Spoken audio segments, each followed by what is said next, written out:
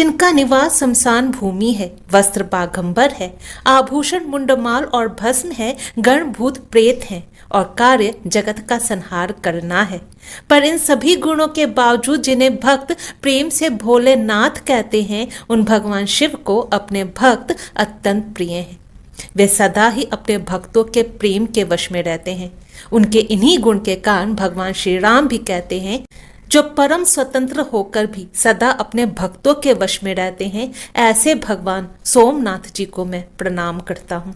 भगवान शिव के भोलेपन और प्रेम की एक ऐसी ही घटना है जिसमें भगवान अपने भक्त को दर्शन देने नहीं, उसकी सेवा ग्रहण करने नहीं, बल्कि भक्त का दर्शन करने एवं स्वयं अपने हाथों से भक्त की सेवा करने गए। वो भी एक दो पल, घंटे या दिन के लिए नहीं, बल्कि कई महीनों के लिए। जी हाँ, लगभग सन 1360 के आसपास की यह एक सत्य घटना है, जब त्रिकालदर्शी भगवान त्रिलोकीनाथ जी अपने भक्त की सच्ची भक्ति से इतने प्रसन्न हो गए कि भगवान स्वयं भक्त की सामीप्य पाने के लिए उसके घर का नौकर बनने तक के लिए तैयार हो गए। जी हाँ, यह बिहार राज्य मिथिला क्षेत्र दरभंगा जिले के उगना महादेव जी और महाकवि विद्यापति जी की प्रेम और भक्ति की अत्यंत अलौकिक अद्भुत कहानी है। विद्यापति जी की भक्ति और प्रेम भरी रचनाओं से प्रसन्न हो एक दिन भगवान शिव उनके पास एक अत्यंत मूर्ख और गंवार व्यक्ति का वेश बनाकर उनके पास आए और उनसे उनके घर पर नौकरी पाने का गुहार करने लगे। भगवान ने अपना नाम उगना बताया। विद्यापति जी की आर्थिक स्थिति अच्छी नहीं थी, इसलिए उन्होंने मना कर दिया, पर उगना के रूप में आए भगवान भला कहाँ मानने वाले थे।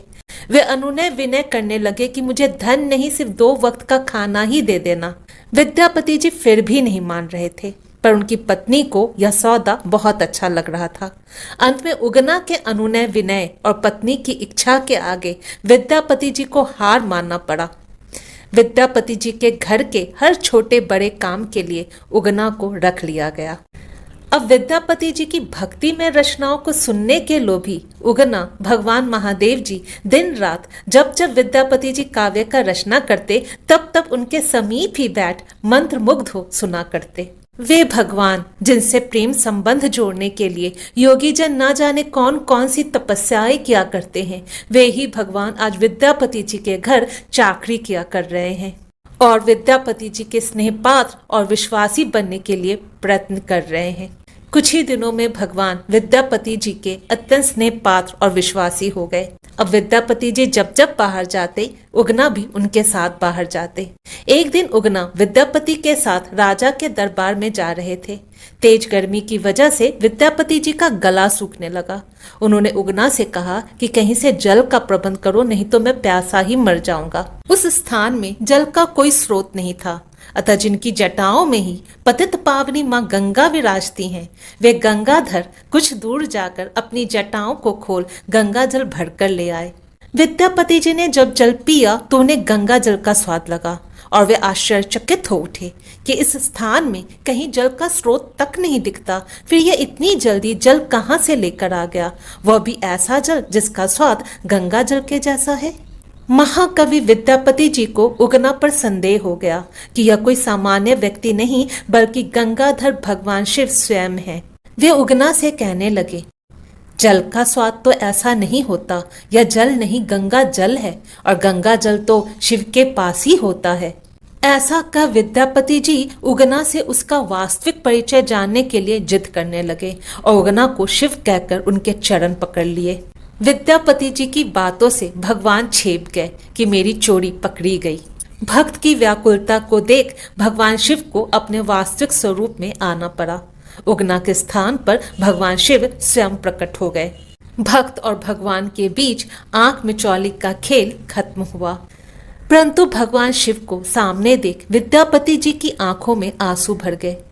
वे त्रिलोकनाथ, वे विश्वनाथ, वे पार्वतीपति भगवान आशुतोष को मैंने अपने घर का नौकर माना। इन महापापों का तो कहीं कोई अंत नहीं होगा। भगवान ने विद्यापति जी को समझाते हुए कहा कि मैं तुम्हारे ऊपर बहुत प्रसन्न हूँ। ये मेरी इच्छा है कि मैं तुम्हारे घर में उगना बनकर रहूं। मेरी इच्छा पूर्ण होने दो। विद्यापति जी भगवान के आगे हार गए। पर भगवान ने कहा कि इस बात को गुप्त रखना, यदि यह बात प्रकट हो गया तो मैं उसी क्षण चला जाऊंगा। विद्यापति जी मान गए। एक दिन विद्यापति जी की पत्नी ने उगना को कोई काम करने को कहा। उस काम को करने में उगना को थोड़ा देर हो गया।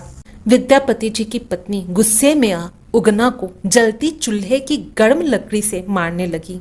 दृश्य देख विद्यापति जी का हृदय कांप उठा और वे चीख पड़े, ये साक्षात शिव है। इतना बोलना ही था कि भगवान अदृश्य हो गए। उगना के रूप में भगवान के चले जाने से विद्यापति जी की स्थिति पागलों के जैसे हो गई और वे हर जगह उगना को पुकारते हुए भगवान को खोजने लगे।